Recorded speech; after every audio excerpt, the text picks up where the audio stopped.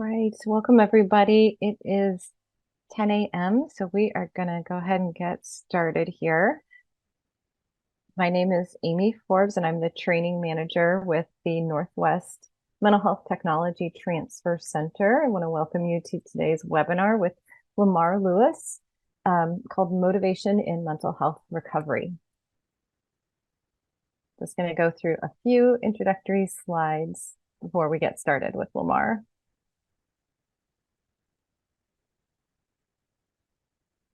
The MHTTC network is a nationwide network. You can see that there are 10 regional centers and one coordinating office here. And in the pink circle up above, that is the Northwest MHTTC, and we cover HHS Region 10, which includes Alaska, Idaho, Oregon, and Washington State.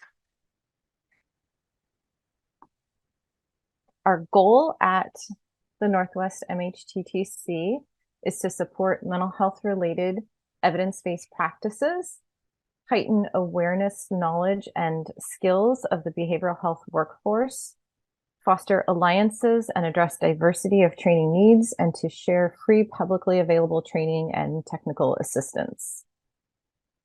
Our area of focus here is evidence-based practices for psychosis. This includes CBTP and ACT, or assertive community treatment. And if you ever, or please do visit our website, we have lots of resources, including listings of upcoming webinars and learning communities. We offer also recorded webinars. You can see, again, our virtual learning communities coming up. We also offer online self-paced courses on healthy knowledge. And you can sign up for our weekly newsletter, which also offers a ton of great resources. We also have a resource library of past things and a podcast called Putting It Together. So please check out our website. And just some housekeeping for today's webinar. To let you all know, you will receive a link to the webinar recording, the slides, and a certificate of attendance within a couple of weeks after this webinar. And during this webinar, we do have two features on the screen, so a chat box and a Q&A box. The chat box is specifically for, when we do chat storms, which Lamarr will walk us through. It's also for general greetings, any, support, resources, things like that, general comments. If you need help from our staff, you can also do that through the chat box. And then we have the Q&A box, which is for direct questions that you would like Lamarr to answer. We're going to reserve some time at the end of the webinar to go through some Q&A and answer as many questions as we can live. And so feel free to put those questions in at any time during the webinar.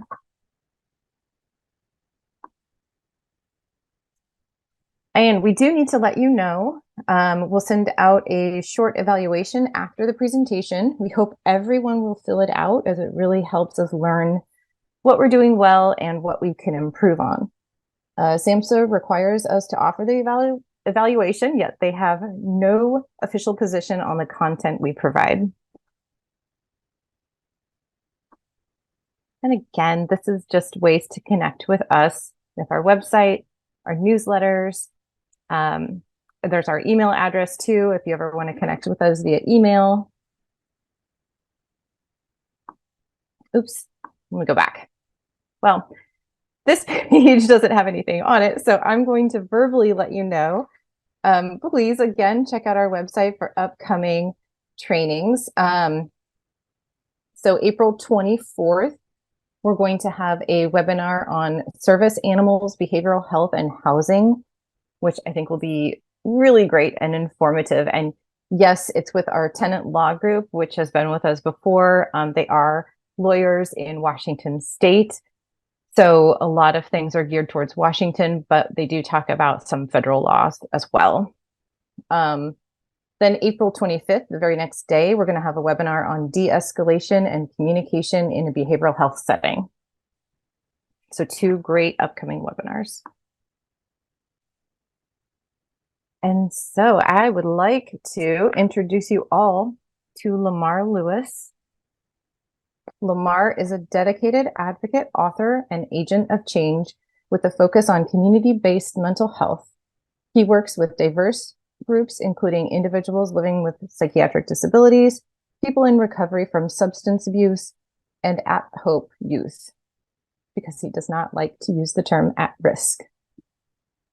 His career spans over 20 years with experience as a therapist, consultant, and human service professional.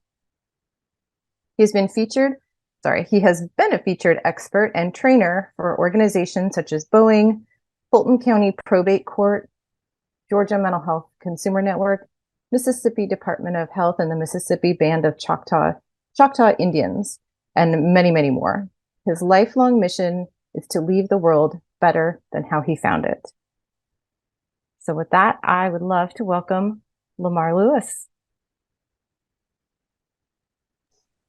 I'm talking like I've never done Zoom before. I'm still yakking and I'm muted. My apologies, good folks. How is everybody doing today? I appreciate the hearts and hand claps. That makes me feel a little better about life. Like I always tell people, thankfully we got an up-to-date picture of me because I had an old one and I had way more hair on my head than on my face, so I look totally different. So I'm glad to get a more up-to-date picture of myself. And I know it doesn't look like I've been in this game over 20 years, but you know, hey, I got a little bit of wisdom. Y'all can see the grades. All right. So all that being said, I'm going to begin to share my screen. We're going to talk a little bit.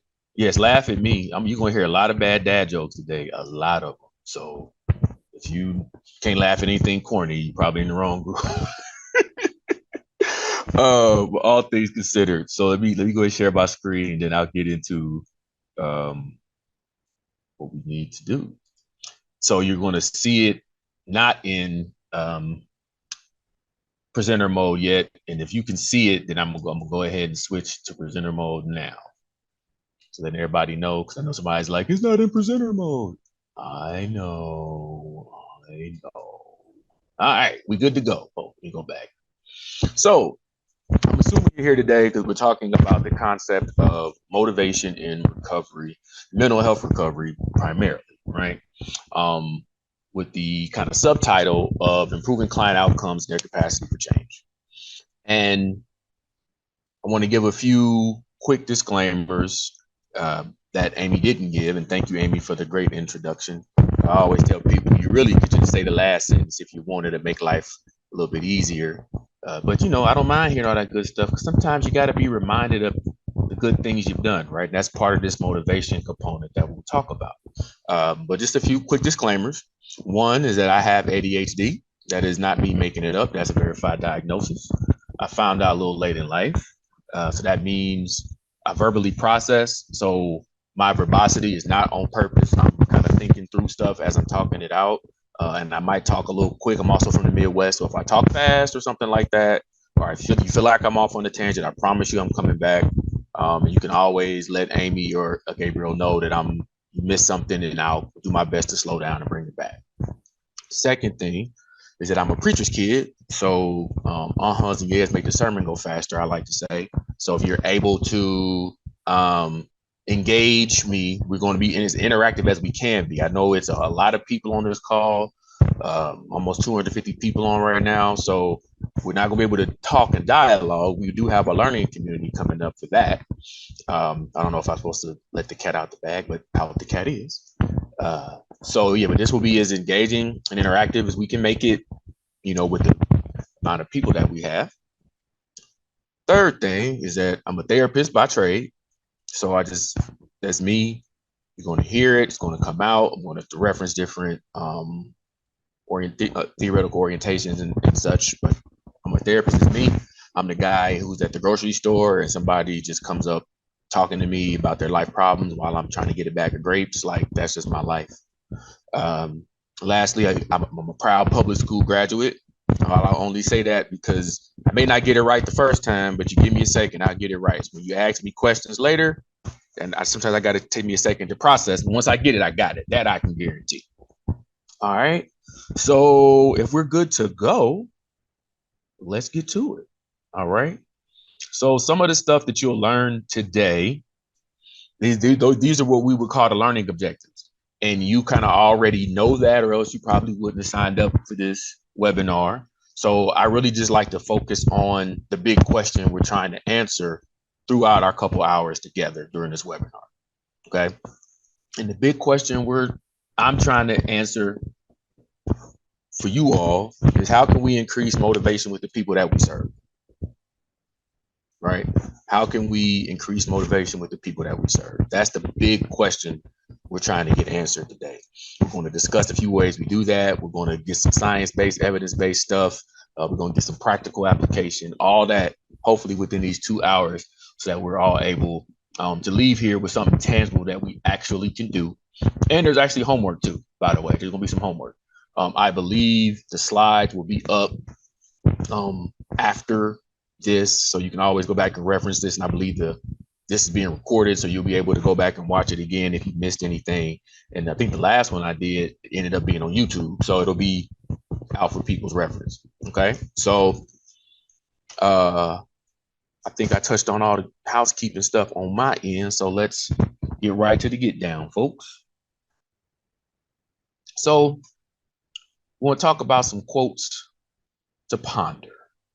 And I like to always lay a groundwork, with some quotes. First quote is by Dr. Gary McGibney. Start as many times as it takes to finish. Start as many times as it takes to finish. Right? And me, I have a quote. I'm not saying I came up with it. I'm just saying I say it a lot. Just keep going. All right, whatever you're going through, whatever you're dealing with, keep going. So I want to pose to you all a quick question as it relates to motivation in recovery. What do you think? And you could put it in the chat. I'm gonna try to keep up as best I can. What do you think it means, like this quote means, to recovery? Start as many times as it takes to finish. And I'm gonna just read a couple of the answers as quickly as they come. With the ADHD, if I see too many, I'm gonna get distracted. We'll be here for 2 hours, me reading y'all's answers. So I'm just gonna read a couple of them. Don't give up. Exactly. That's a big part. Big part. Do what you have to do. Every start to be the finish. Keep trying. Exactly. Now, as we're looking at some of these answers, even with the relapse, try again. Exactly. Why is this important? Because we're trying to motivate the people that we serve to fully engage and fully embrace the concept of recovery. Why is this important, right? This is what we're also starting to work on today. We're going to try to work through today is making sure people know, like Sophia just said, failure is a part of the process and it's okay, right? We'll talk about the stages of change in a minute, but I wanted to, kind of lay the framework for this. This is how we're going to keep going. All right. Good. Y'all are smart, man. Y'all are brilliant folks. Nobody told you today. You're brilliant. So we're going to do a quick icebreaker. Now, this icebreaker is going to be what I call a chat storm. Somebody taught me this. You can't tell I'm a Marvel guy. That's why Thor is there, right? Somebody taught me this concept of a chat storm, and I use it when I have big groups like this. So here's what we're going to do when everybody listen. We're going to talk about, or I'm going to ask you, why are you here today? Now, here's what I want you to do before we do anything. I know, sure as my name is Lamarr, we do have some high achievers in here who are already probably answering the question. But what I want you to do is type your answer, if it's a word or two, up to maybe a sentence, in the chat box. But don't press send yet. I'm gonna give everybody about 30 seconds to kind of think about it, type their answer in their chat box. But don't press enter yet. So let me give you 30 seconds to do that.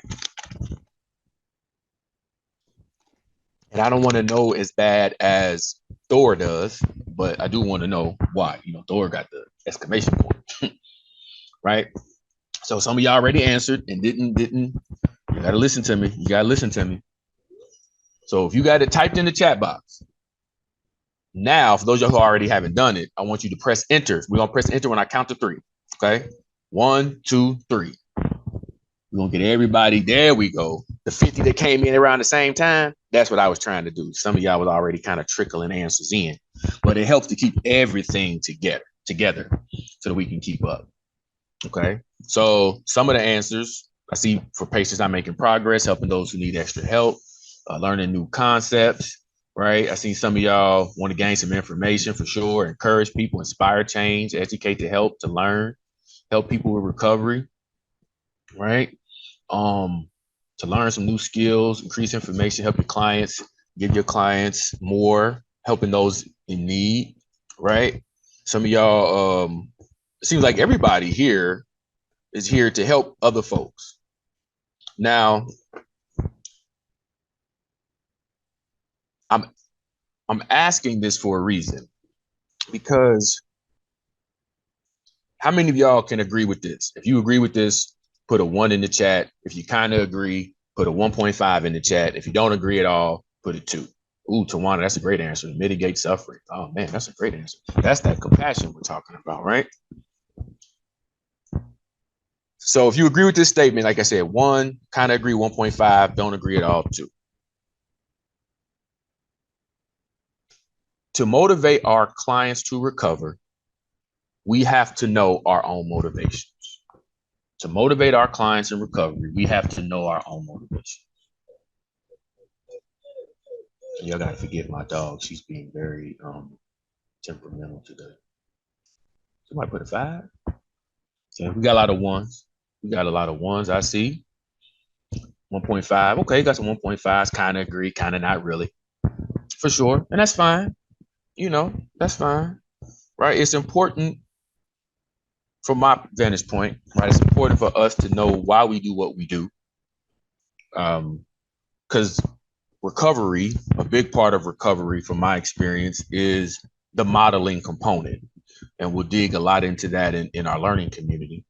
How important modeling the concepts of recovery, what recovery is, living a life of recovery for the people that we serve, how important that is.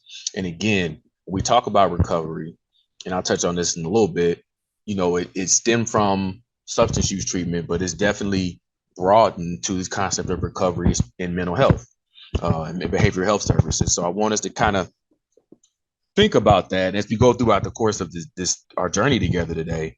What is my motivation? Why am I here? Right. And I also want you all to give yourself the gift of time. Okay. Like, dedicate this next hour and 42 minutes to yourself, to learn, to grow, to evolve, to hopefully connect with other people in your area or across the country. I've seen people in New York, in Ohio, California, Hawaii, Alaska, Oregon, like all the people who from all across the country. We all are doing amazing work. So don't just use this time to sit and listen to me talk. I appreciate that, but also use this time to connect and grow with other people in the chat, make some connections, share resources, et cetera, et cetera. If there's something that I'm saying that you have a good resource for, put it in the chat, right? We're here primarily to learn. So the best way to learn, in my opinion, is to share information with each other. All right, cool. So now that we know why everybody's here, you know why you're here. You're going to give yourself the gift of time. It means we're not going to multitask. It means we're going to focus a little bit. If you got to close the door, we got to put a do not disturb sign, whatever. Give yourself the time to kind of just lock in with us. And we're going to go to the next slide. Thank you for that heart. I appreciate the heart. That means a lot. So what is motivation, right?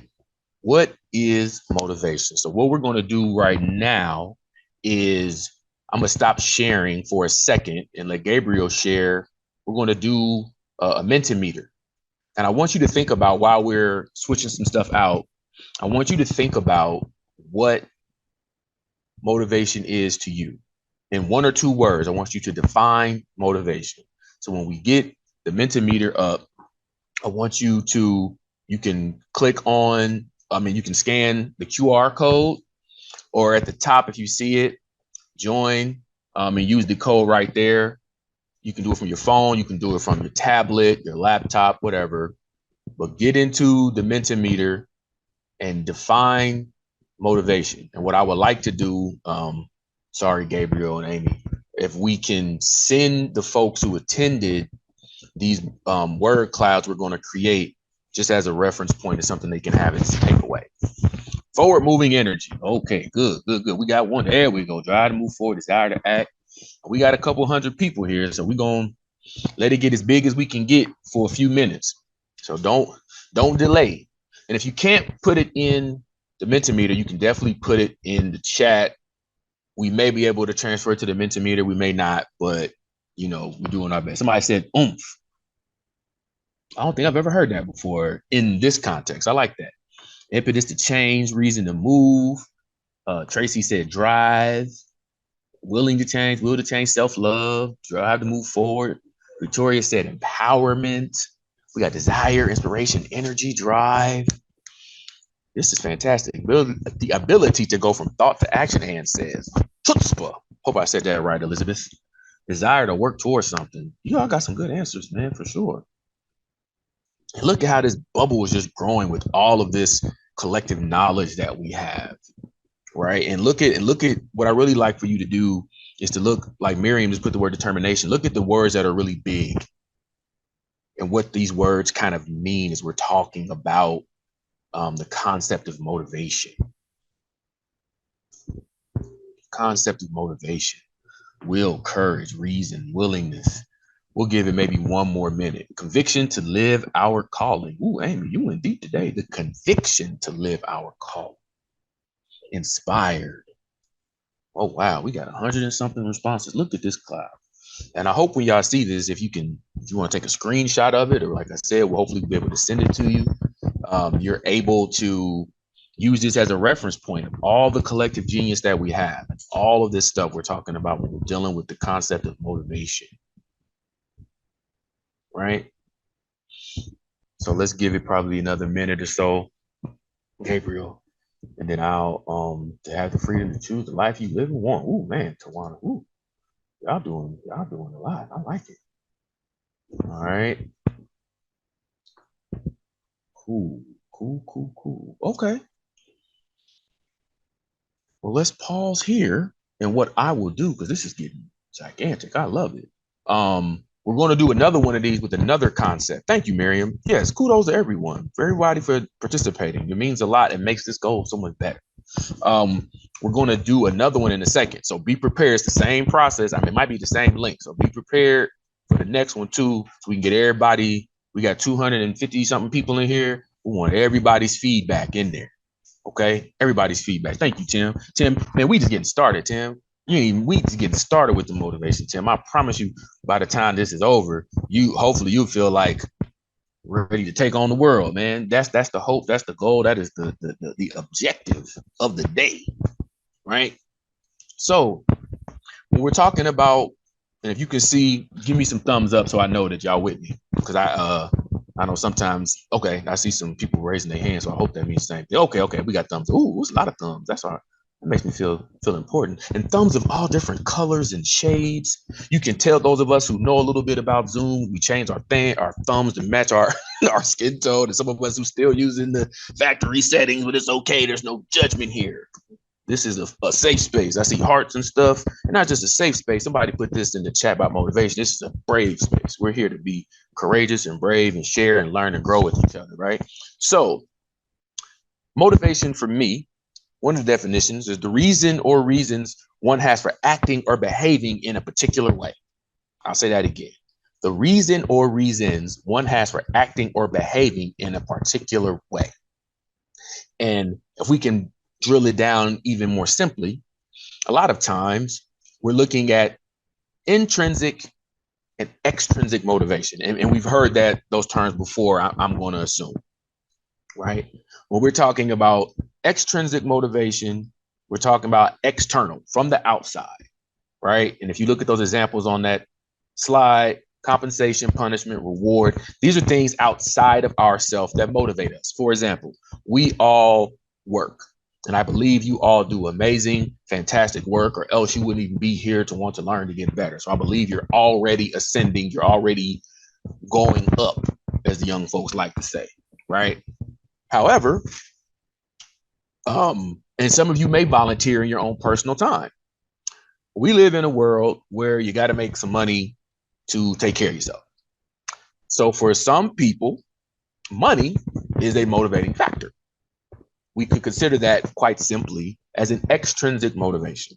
Some people move jobs and switch jobs, not necessarily for something internal, but because I need to make some more money. I'll give myself as an example. I remember I used to work in we call them day programs down here, psychiatric rehabilitation programs or day treatment programs, different terms for the same type of thing. People who have a mental health diagnosis come to our site. We teach them skills, group counseling, group therapy, group skill building, all that kind of jazz. Okay. So why is Lamarr bringing this up? Well, I was working in the program, started working there in 2015. I was in the middle of my master's program for counseling. In the middle of my, towards the end, I was getting ready to graduate. End of 2016, I tore my Achilles. I couldn't work for 3 months in the program. During this time, supervisor I had ended up getting fired. And when I came back, I kind of just filled in and jumped in, right? That Achilles was pain. Whoever sent me that emoji, that's exactly what I did when it popped. But what ended up happening was I come back to work and I'm just kind of jumping in and doing what I can. And the lady who was over my previous supervisor suggested that I apply for the position my supervisor just had, the manager of the program. And I'm like, I don't have any credentials. I don't halfway know what I'm doing most of the time. I just kind of show up. Why me? I wasn't done with school yet. I gave all these different excuses. And the lady said, well, there's a raise involved. That's not the motivation I needed. I necessarily want to be in leadership, though I've led other positions and stuff before. But when she said there's going to be more money involved, hey, I don't know about anybody else on this call, but a lot of the work I've done in my community did not make me rich. It definitely was labor of love, and I made enough to take care of my family and be okay, but I didn't get into this work to get rich. This is the intrinsic part I'm about to touch on. So that was enough motivation for me to stretch myself and say, okay, I'll apply, end up getting the job. Long story long, this is why I'm here with you all.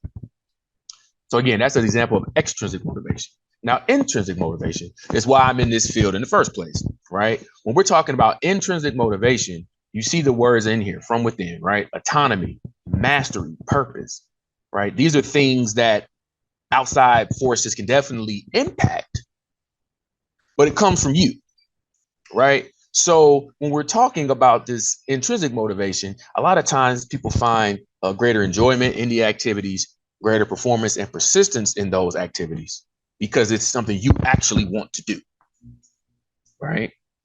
I actually want to be on this webinar and be on this call. That's why you hear the excitement in my voice, right? I'm excited about it because this is what I feel like I'm mastering this. This is part of my purpose, right? Now, the compensation part of it, the external part, yeah, that's great. I do get something for being here. However, that's not why I'm doing it. I can do a lot of things that make some money and not be excited about doing it. So when we talk about this concept of motivation, now think about that as it relates to the people that you serve. This is why I'm bringing all this up, right? In the program, one of the big draws for our program was that we provided food to people who came in. Or we, had different people bring things, right? So the external motivation was the reward. Hey, if I show up every day, I know I'm gonna get something to eat. How engaged were they in the recovery process? That's up for debate. But there was a reason why they were coming. And for a lot of people, that was a big reason. And so another thing we want to look at, we're talking about motivation, is how we can use motivation to our advantage. Right? Some of y'all are working with people who may seem stuck. And if you notice, on the other part of the slide, we're talking about intrinsic and extrinsic, but it also adds personal and peer. Right? How important is it to have a peer group, whether it be family, just friends, a spiritual group, support group, whatever it is? How important is it to have people support you in your recovery? How does that keep a person motivated? Right? So these are all things we got to think about. So let me ask y'all this question. What are some barriers to intrinsic motivation? Right? What are some barriers you found to intrinsic motivation, the self-starting, as they like to say? Right? What are some barriers people may face? You may face, or people that you know, trauma, unmet needs, negative thoughts, not knowing yourself, validity, and that's factual. ADHD, DD, I got all that too. Anxiety, low self-esteem, fear, instability, instability, scared, alone, fear, scared. These are all things and more. Like we could sit here all day, really. That's how risk of failure is one. We could sit here all day, really, and think about all of the barriers to intrinsic motivation people have. That's why they come to us a lot of time. It's our job to help push them through some of that stuff, and not push in a forceful way. Come alongside them, maybe it's a better way to say it, and support them as they face some of these things that they're up against. Help them develop that autonomy and that self-efficacy to do the things, right? And if I could put it simply, to provide hope. That's what we do. We provide hope. So back to this concept of modeling, we have to model for the people that we serve this kind of stuff. But let me ask y'all another. I'm gonna follow up on the question, because some of y'all said alone in the chat too, right? How could we use extrinsic motivation to our advantage in helping people deal with their recovery, live with their recovery, live a life well lived? How can we use extrinsic motivation to our advantage in that way? I'm gonna pull up the chat so I can keep up and read a few of these. So many folks giving such good information, man. Y'all really man, making this so time is floating. Time is floating. Build community and acceptance. Yep. Coaching, empowerment. Yep. Let me see something. Peer support. Yep. Show positive results. Accountability with others. Accountability is so big, right? Encourage the community, relatable support. All these answers and more. Education, right? Again, we talk about providing hope. And somebody mentioned that they didn't use the term compassion directly, but I'm going to use the term compassion directly because that's a big thing for me. It's something that I work on personally and train others on professionally. This concept of compassion, where we're not just acknowledging suffering, but we want to do something about it.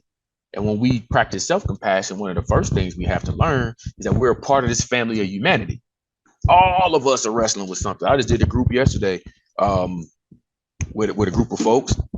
And that was what we talked about addressing stigma and realizing that this isn't true. You're not alone in this. Everybody needs help. That was what the concept we was talking about. Everybody needs help.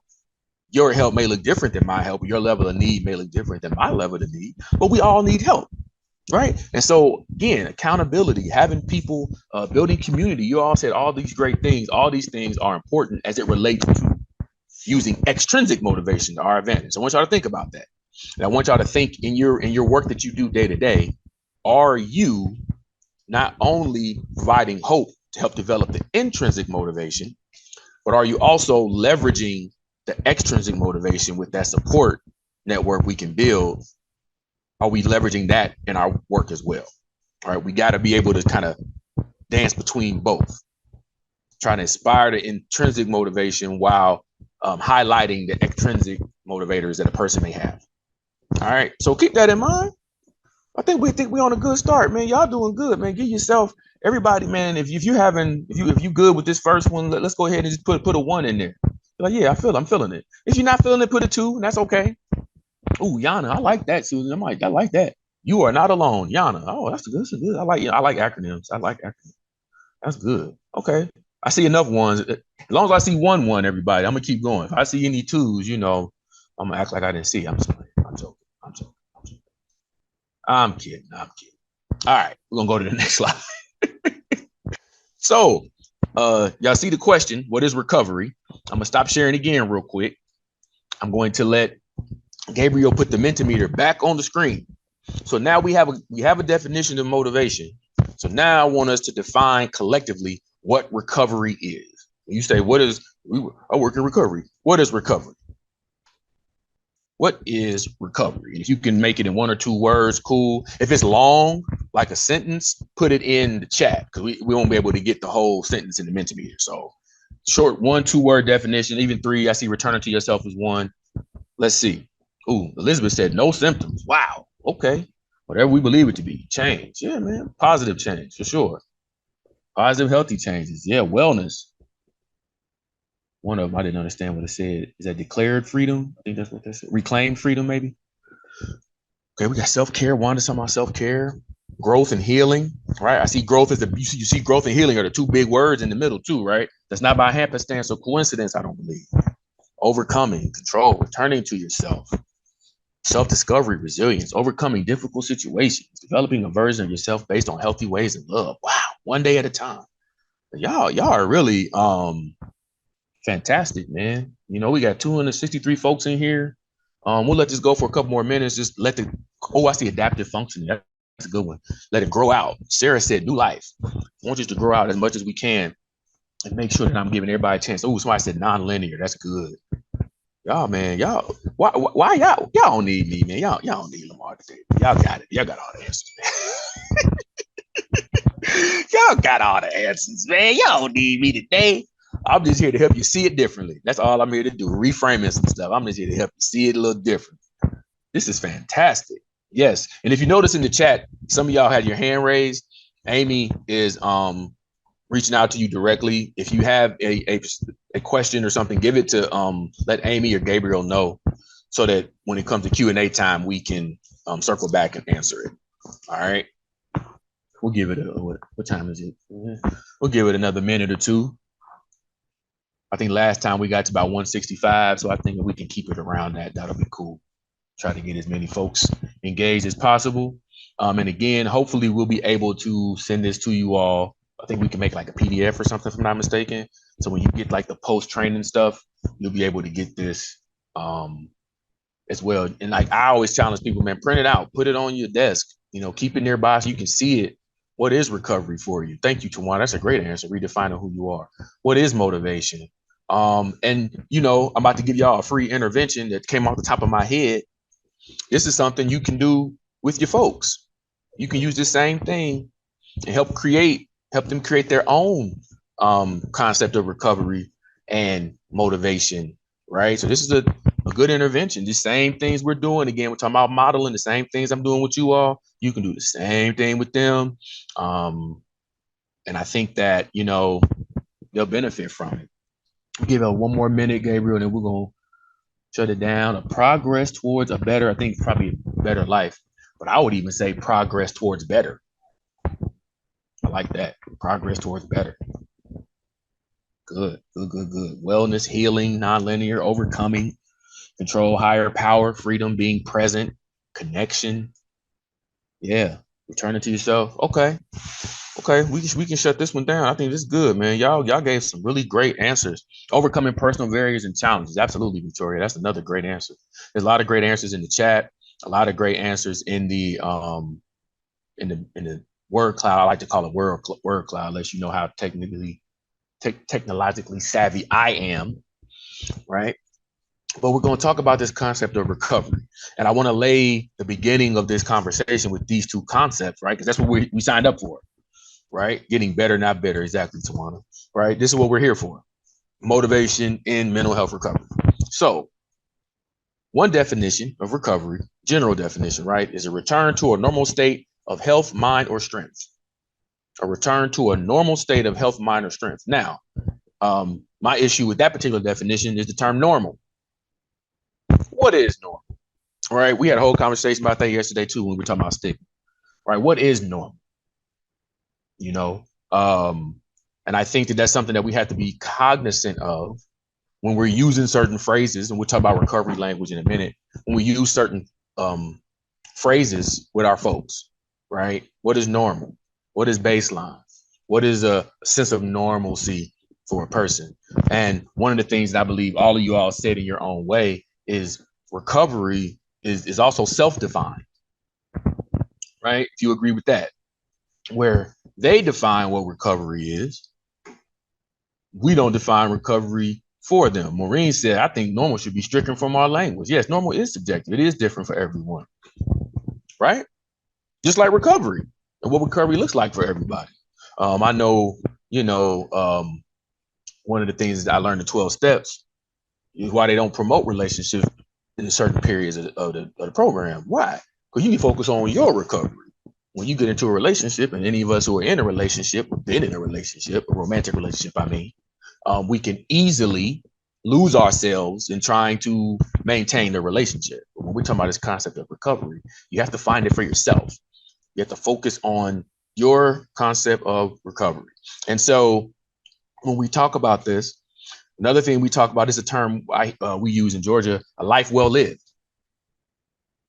You help that person define for themselves what a life well lived means. I'm gonna give you a good example.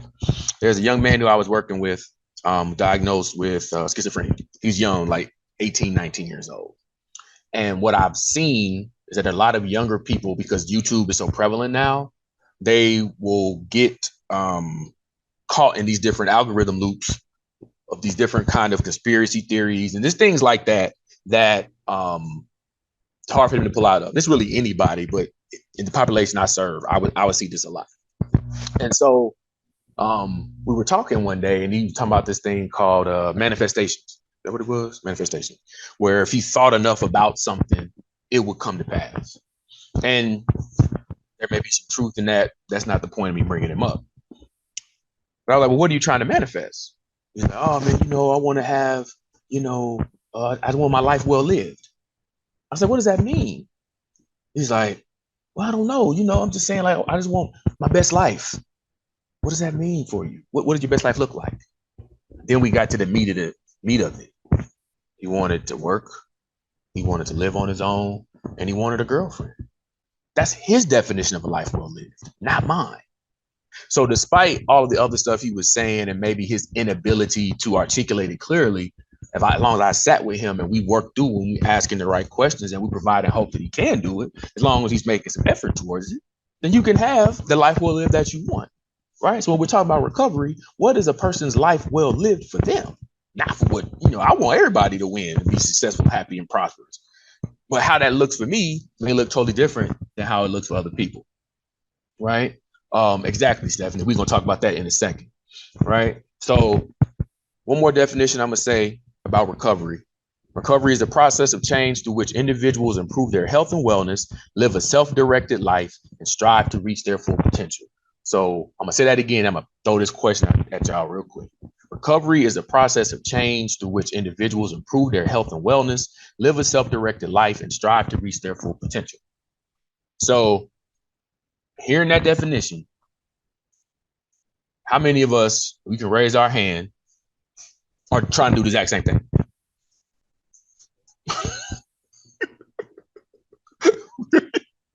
I know I am, right? I'm trying to change, right? I want to improve my health and wellness, right? I want to live a self-directed life, and I want to try to reach my full potential. So again, normalizing these things for the people that we work with. Talk about motivation, recovery. Recovery isn't just something that people, and I'm using this language specifically because we're going to show the counterbalance in a second. People with a mental illness have.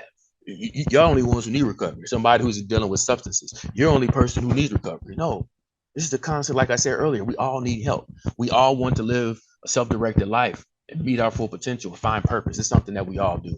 So I think it's important for us to normalize this process for our folks that we serve, so that we can help decrease some of that stigma around the concept of recovery. Okay. All right. This is good, man. Y'all making this. Sometimes I never know what to expect, man, but y'all on point, man. Everybody on target. I'm glad we moving. Oh, I'm sorry. Let me go back. How many of y'all ever played Scrabble before? I've never seen a Scrabble with an answer that easy. Like, never. I always get Q's and Z's and stuff. I never get words like that. And I think I got a pretty good vocabulary. And I stink at Scrabble, man. Oh, anyway, let me get back on track, y'all. I'm sorry. See, I told y'all I get distracted. Forgive me. I apologize. So we talk about motivation. We talk about recovery. I firmly believe in the concept of balance, and I try to see things as they are as best I can, right? So you can't talk about motivation if we're not talking about its counterbalance. I would say it's demotivation, right? So when you hear the term demotivation, what do you think about? You can look at that picture and kind of get a good understanding. But when you hear the term demotivation, or we can say unmotivated, right? What do you think about?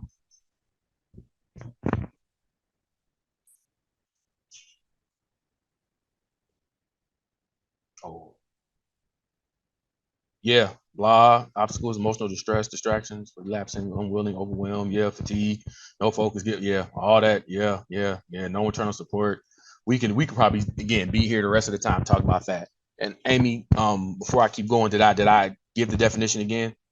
Is that what you were asking me to do? I want to make sure I just saw. Sorry. Yeah, I think there was a couple of people asking for just the quotes you're using or the definition that you used for, the self-directed life, just to give that again. Got you. Yeah. I'll say it one more time. I know I said it a couple of times, but I'll say it again. That recovery is a process of change through which individuals improve their health and wellness, live a self-directed life, and strive to reach their full potential. And thank you, Amy, for again slowing me down, because I get excited and I get on the roll. So again, anytime you got a question, shoot it to Amy. Amy will find a way to get it to me.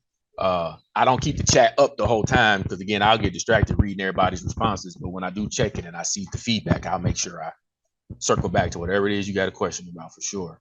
Speaking of that, in re-saying that definition, right? You all mentioned a bunch of different things that kind of describe demotivation or a person being unmotivated. And so we can also say it's a lack of interest in and enthusiasm about the work, right? So I want to pose a question to you all.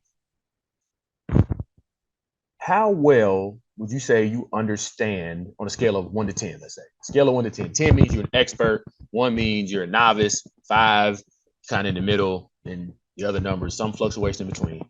Scale of 1 to 10, how well would you say you understand the concept of we call them, one term is psychiatric disabilities. You can say severe persistent mental illness. You can say severe mental illness, mental health diagnoses, mental health disorders. How scale of 1 to 10 would you say you understand that? You understand those concepts?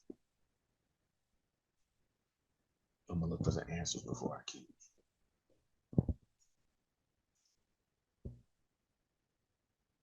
Okay.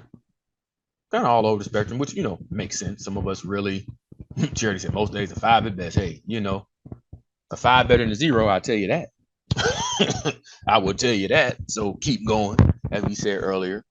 Then let me follow up, no matter where you were on the spectrum, how do you, I don't want to say this.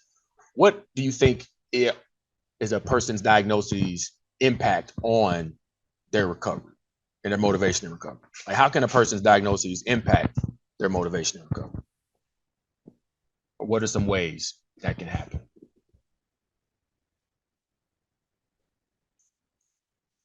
Look up this chat so I can see what I'm seeing.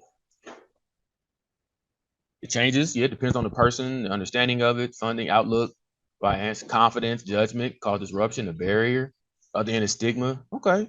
Negatively via stigma, how they view themselves. Yep. Develop apathy, unresolved trauma can mimic certain things for sure. Leave a person depressed. Meds can be involved. Yeah, make you feel different for sure. Right. So certain diagnoses do have obviously symptoms that can look like a person is unmotivated or demotivated, right? So all that does play a factor. And when we're talking about, schizophrenia, bipolar disorder, major depressive disorder, certain anxiety disorders, and personality disorders, it can look like a person may not be engaged, may not be motivated, but there may be these, again, external factors causing that. So it's important for us to know, not only the general symptoms of certain diagnoses, but also, right, a person's individual manifestations of those symptoms, so that we can begin to, we talk about the term normal, so I'm not going to use that term. We'll say baseline, right? A person's baseline function. If a person's kind of always kind of lethargic or apathetic, that's one thing. But if a person has a certain level of dealing with the world, and then it decreases. We need to be aware of that. So we talk about what are some things that can adversely impact a person's motivation, right? You talk about trauma, you talked about just environment, right? All these different things. A lot of times people come to us, if you're a therapist or you're a caseworker or you're whatever your title is, sometimes you're the only respite a person has, and they may see you once a week, right? If you have a program, they may see you more, but they still can go back into these environments that can decrease their motivation. Good example. If I come see Mr. Lamarr, and for the hour I see Mr. Lamarr in a week, Mr. Lamarr gonna pour into me. He gonna motivate me. He gonna give me some stuff to think about. He gonna inspire me. But when I go home, everybody in my house thinks I'm incapable of living a self-directed life. How would that impact a person's motivation in recovery? When they leave your space, the environment that they go in, how can that impact a person's recovery?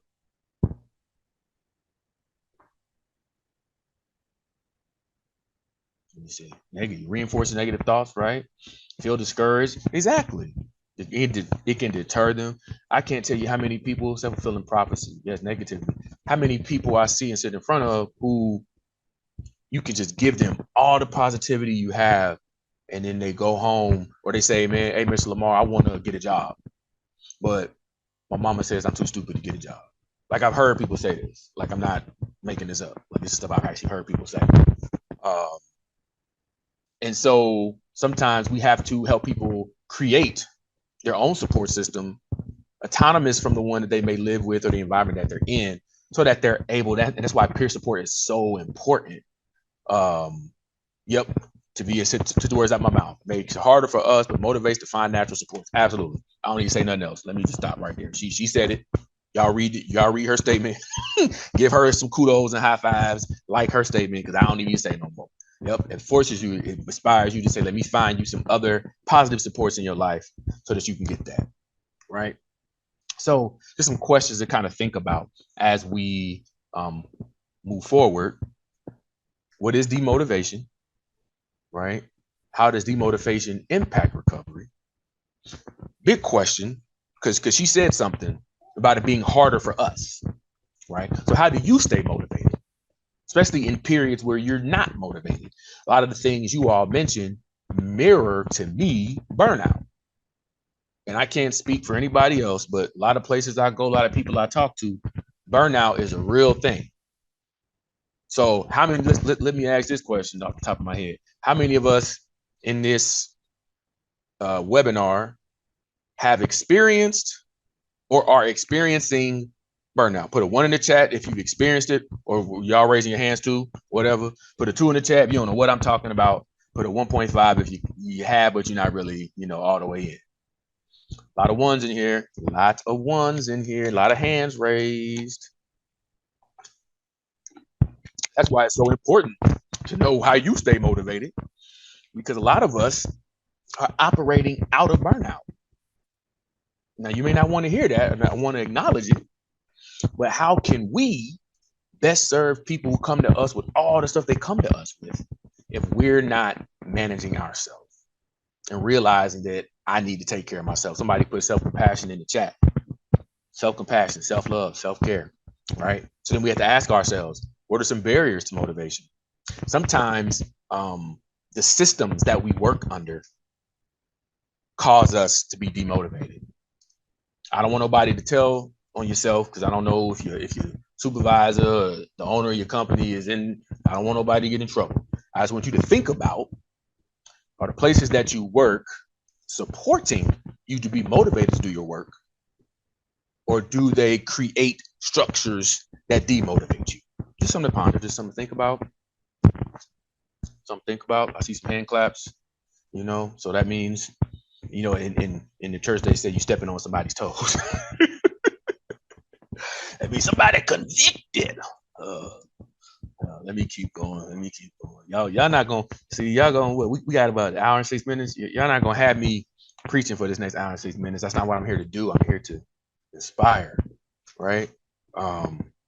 And allow me to say this while I'm thinking about it. Some people, how they stay motivated. I'm not not here to, espouse anything. Just want to say that when we connect to something bigger than ourselves, whatever that looks like for you individually, that is a way a lot of people stay motivated, right? Whether no matter what faith base you believe in, whatever spiritual tradition you come from, your cultural traditions, right? Some of us, myself included, realize you're doing something bigger than yourself. You have a bigger charge, and part of this purpose that we talk about. Our purpose helps us stay motivated.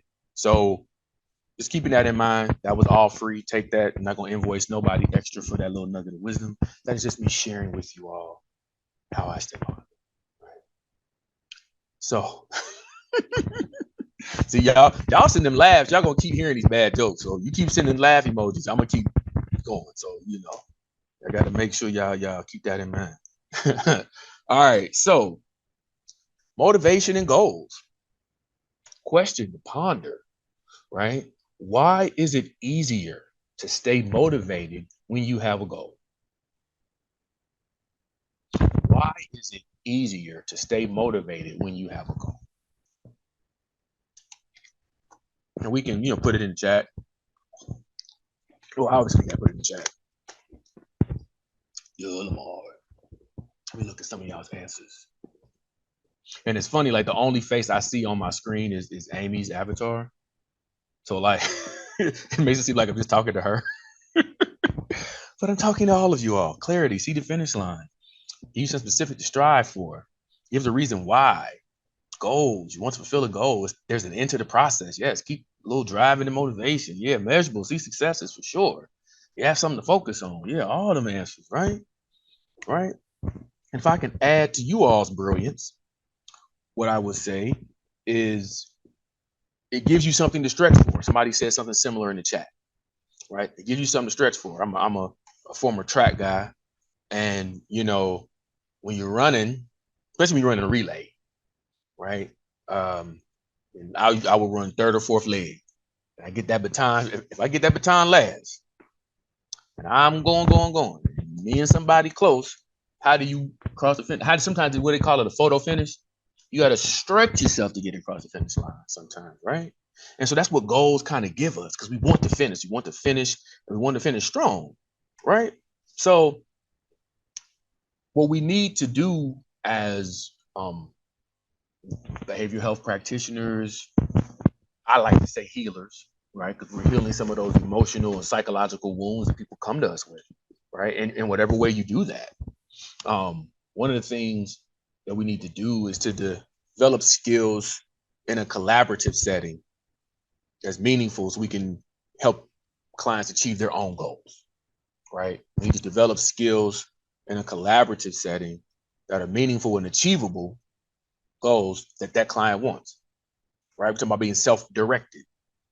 So that means when I come and I sit with you for the first time, or anytime I sit with you, if you come to me and you say, hey, Mr. Lamarr, I want to work on this, that means there's something pricking you or motivating you to want to make these changes or want to strive for this goal, right? I don't know how many of you all are like parents or grandparents or godparents or uncles or aunts or whatever capacity you have a young person in your life that you provide some sort of support to. You may have a goal for that child that they have no desire to do, right? I always use my son as an example. When my son was like 8 or 9, he used to come home and play video games, just chill after school. And that at a certain point wasn't gonna work for me no more. So I said, hey man, you're gonna have to play a sport. It's either gonna be football, basketball, or boxing. Now, I played all 3 sports, played football through college, basketball through high school, and I boxed throughout my life. Boxing is my favorite sport, so my mom like, yes, be a boxer, right? I got vetoed with that anyway. My wife wasn't having it. But in my mind, these are the options. So I'm pushing boxing on him. Like, yeah, no, man, you can box, man. You got da. He said, he called me Focus. Focus, I don't want to box. I want to play basketball. Basketball it is. And from that point on, we were involved in basketball. I coached him up through high school and the whole 9. And why is this story important? I could have pushed boxing on him, right? But he wouldn't have been motivated to do it. He wouldn't have been excited to do it because it wasn't his thing.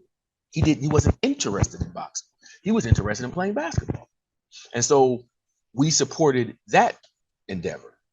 So when we're talking about motivation and goals and making this collaborative, you really have to tease out and hear and help a person define for themselves the things they want to get out of life. So does that make sense? Does that make sense? Give me some thumbs up or some sort of affirmative statement so I know that I'm on target. I didn't lose nobody.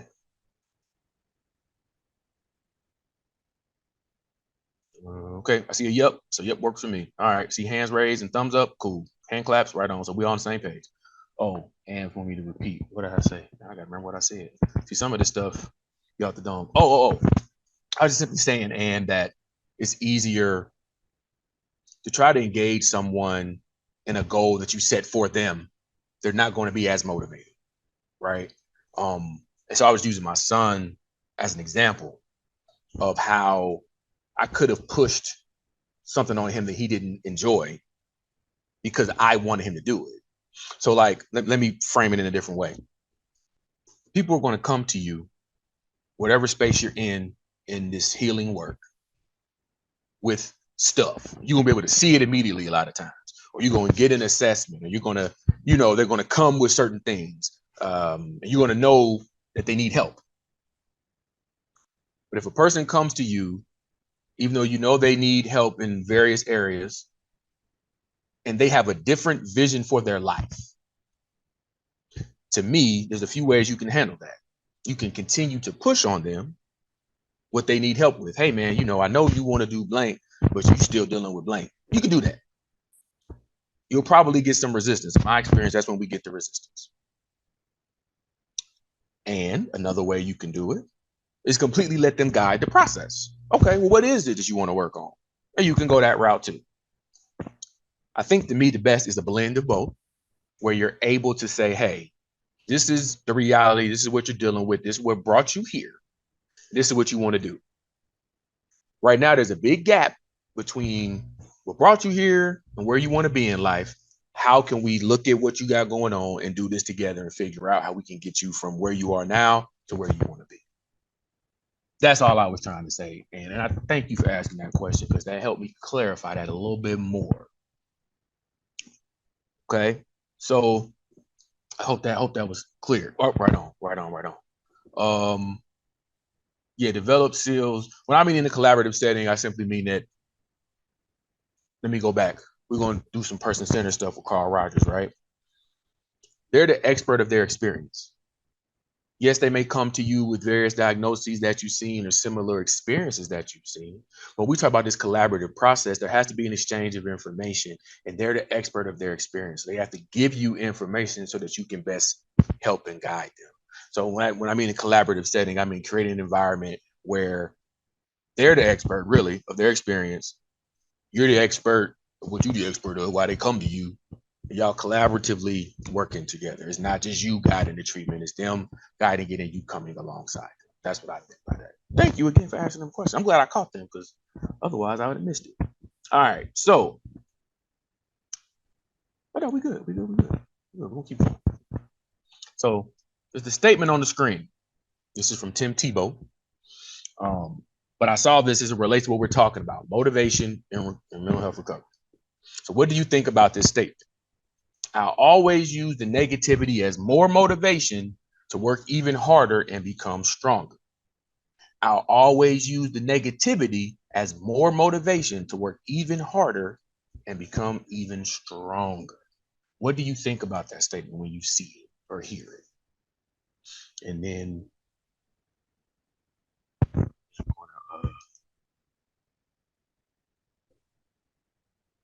let's see. Okay. A lot of people agree. Okay, cool. I got more answers in there in the chat. Let me keep up, pay attention to that. Okay. A lot of people agree. Some people disagree. Some people spot on. Doesn't come naturally for most of us. Yeah, I think some people know that they're strong in the first place, just take hold. Not everyone has this outlook. Absolutely. And this is kind of a very divisive statement, which is why I wanted to pick it. Take all the other stuff out of it, just the statement within itself, right? One thing I've had to learn, this is just my personal sharing, my personal self-disclosure. One thing I've had to learn in my life is that sometimes you do need, for lack of a better term, a negative kind of statement, right? But also, I mean, negative kind of experience to kind of motivate you. But at some point for me, negativity isn't sustainable. Like, as I began to grow and evolve as a human, I had to realize, like, what am I only looking at negative things to motivate me? What about some of the great stuff in my life that's taking place, right? This is just me speaking. I can't speak for nobody else. This is my own personal opinion. This is not the opinion of nobody else. This is my own personal experience. That the negativity just wasn't sustainable for me anymore, right? So we do have a poll that I want you to think about. And so we're going to put the poll up. I can't remember who I think is Amy's going to put a poll up real quick. I want you to think about this question. After going through all this stuff, this is what the statement we've been talking about so far. I want you to reflect on your life. Just take we'll take a few seconds to just think about your life. Think about the highlights, lowlights, this big picture. And I want you to ponder the following. What experiences usually motivate you? Positive or negative? I want you to think about that. And if we don't, I don't know if, oh, there it is. The light must be coming up. Do I need to stop sharing, Amy, for the poll? Oh, no, it's coming up. There we go. All right.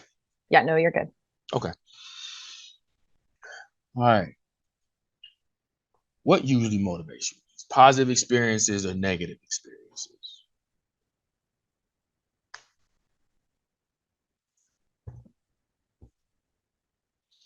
We got 243 folks. We about halfway participated.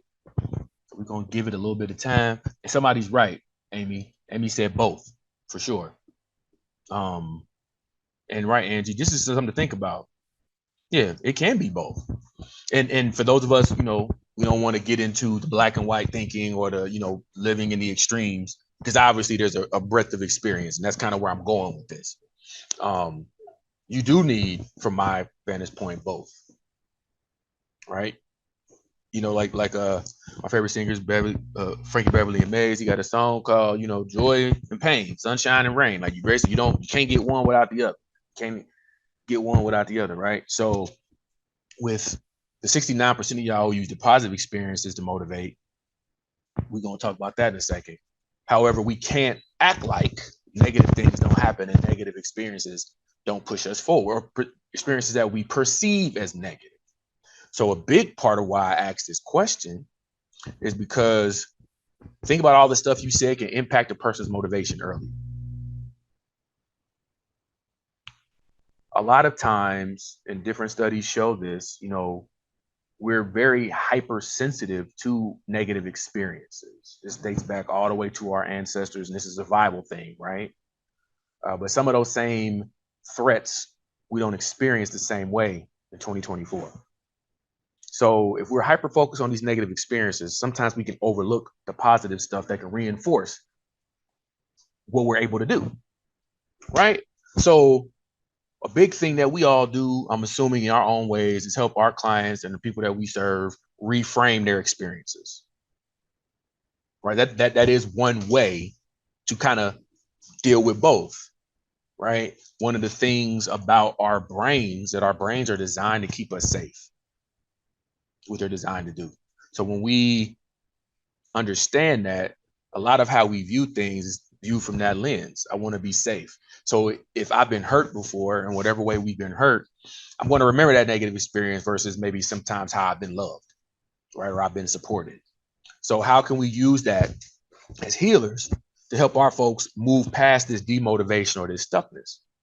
We help them find meaning, and we'll talk about this in our learning community more. Help them find meaning, like Viktor Frankl said, in their suffering, find meaning in their quote unquote negative experiences, while we do our best to highlight positive experiences and the wins that a person gets. Okay. Right on, right on. We can close the poll because I think we'll probably get the 60% we got is about the 60% that we got. So we got out of 60% of you all who participated, a little bit over 2/3 say positive experiences motivate, and about 1/3 say negative experiences motivate. Okay. Yep. This is all, yeah. Sometimes, and it's and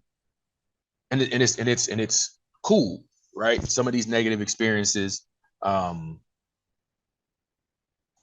do motivate us, right? You may go to the doctor and get a certain report, and that may motivate you to take your health more seriously. You may, some people have to go to the hospital or something happened to them, and then they come out like, okay, I need to get my life together, right? Again, we're dealing with 12 steps in substance use recovery. Sometimes people have to hit rock bottom to realize, okay, there's more for me in this life. Let me find other ways to strive and do better. So it's not to say let's throw out all the negative experiences. Is, I think the key is your perspective of what you do with those negative experiences. So yes, you can use negativity as more motivation. I believe realizing that it's not always sustainable, and to not focus so much. Like, some people look for negativity to motivate them. Like Michael Jordan was like that, right? He liked people to doubt him and not believe in him. He would take that and motivate him to, perform at a higher level. But there's consequences that come with that. So we just want to find that holistic approach, that balance in our life. And that's why I didn't even think this statement was going to be as deep as it did, but y'all made it real deep with y'all's own perspective. And y'all are just great people, man. I'm glad y'all on this call with me today. For the 246 of y'all that's still on, man, I appreciate you. Nobody told you they appreciate you, man. Lamarr, appreciate you. Let's keep going so I can stay on my timetable. So I'm sure you've heard of this before. If you're familiar with the stages of change, put a 1 in the chat. If you don't know what this is, put a 2 in the chat. If you're familiar with the stages of change, put a 1 in the chat. My dog is familiar with the stages of change. Why she keep whining? So forgive me if y'all hear the whine in the background. It's her wanting some attention. Okay, we got some 1s and 2s. We got some 1s and 2s. We got some. Cool. No good. It's all good. And some of y'all, maybe it's 1.5s. Who knows? It's okay. So okay. So let's do this then. For those of y'all who had a 1, and you know what I'm talking about, I'm gonna challenge you to support your people. We all family today. Your family on this call today who may not know as much about it. Give me in a short sentence, what are the stages of change? If you can, just give me in a short sentence. Just a short sentence. For the people who don't know nor understand what the stages of change might be. Let's see. Readiness to change. That's pretty straightforward. Readiness to learn where you are in your decision process. Yep, the process we need to go through to change, the process of recovery. Yep, phases of development. All of that, for sure. For sure. Now, stages of change are generally, in our field, a lot of times connected to motivational interviewing, right?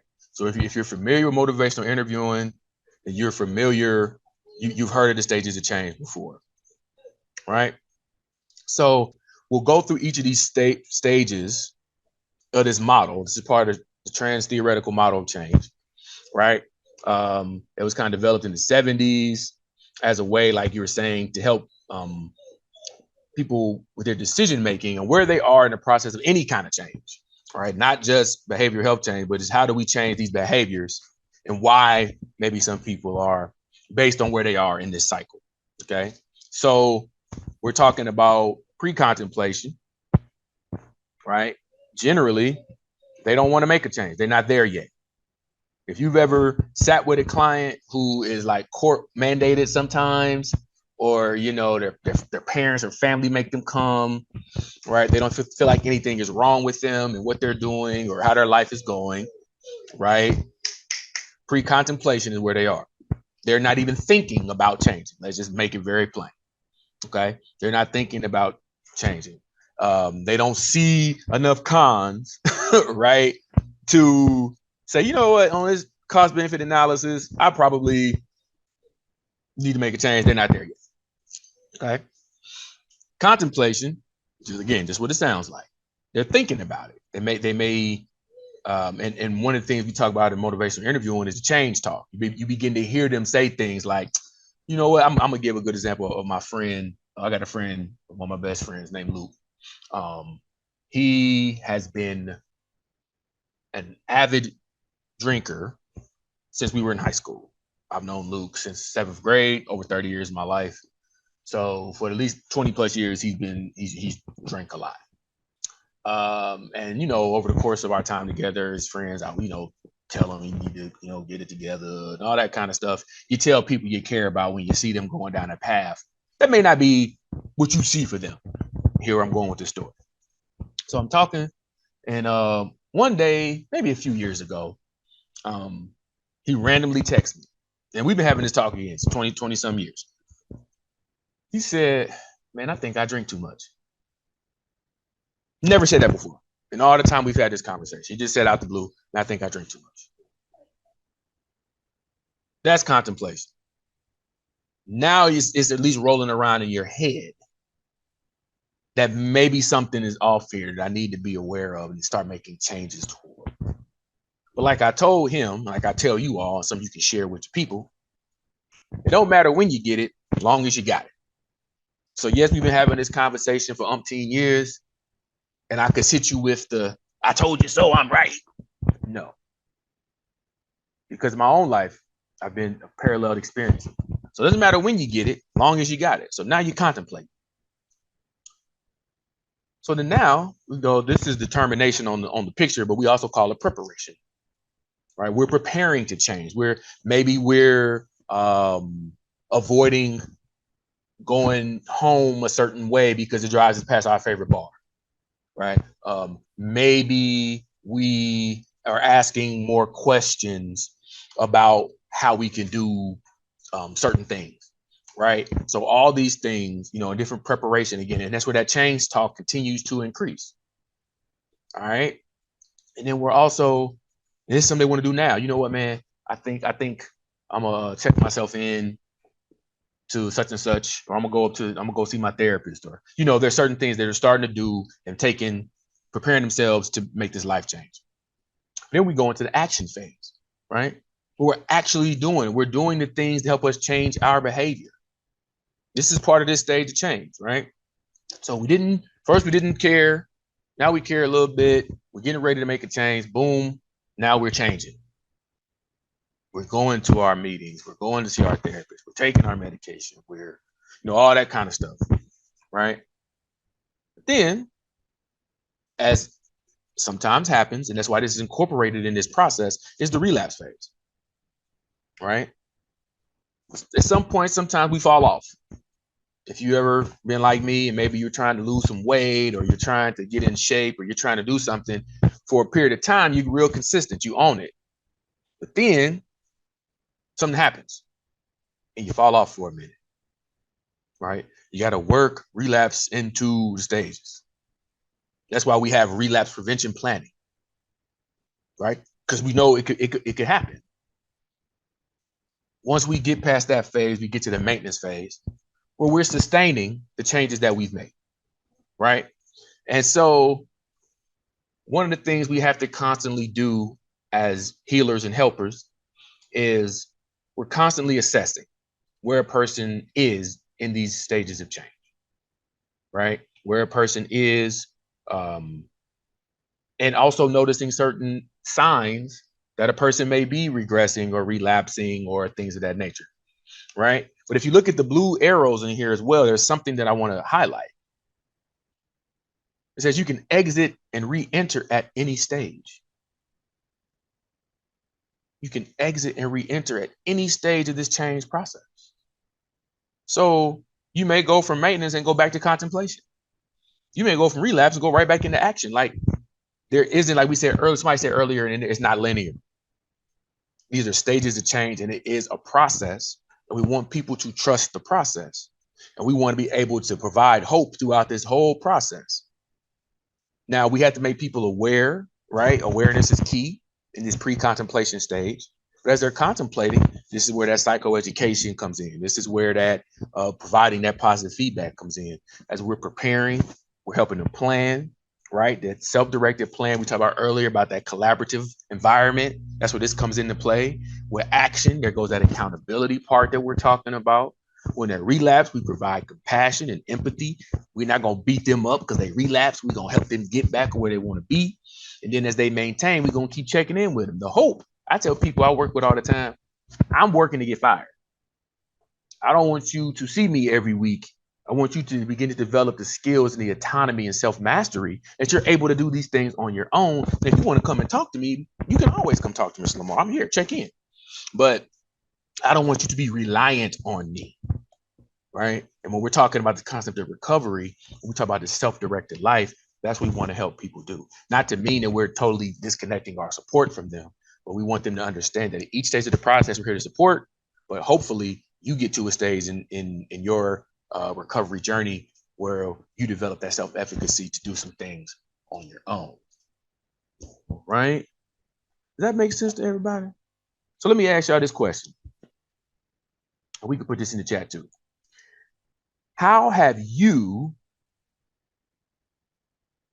helped? Oh yeah, thanks Amy for highlighting that. How have you helped move a person through the stages of change?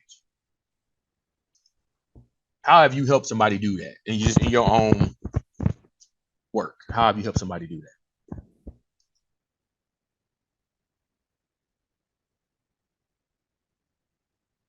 We'll be here, Natalie. Using MI, yeah, that's a good. Not judging them, yep. Being present, refocus on goals. That's a good one, Michelle. I like that answer. Pros and cons list, yep. Encourage, validate, reinforce what's important to them, providing hope, accountability, validate their feelings, identifying strengths. Yep, all that. Listen and support, supportive and listening. Yep.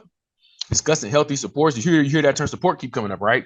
Values, MI, intervention tools, goal-oriented validation, all that stuff. Positive affirmations, problem solving, absolutely. So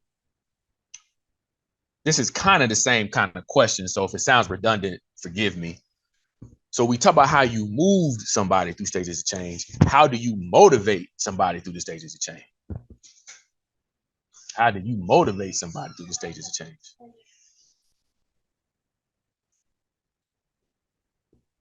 Let's see. Motivation, compassionate conversation. That's good. I like that. I like that compassionate conversation. Talking about their goals, go foundation, encouraging, provide support, identify strengths, reassess goals, engagement, for sure.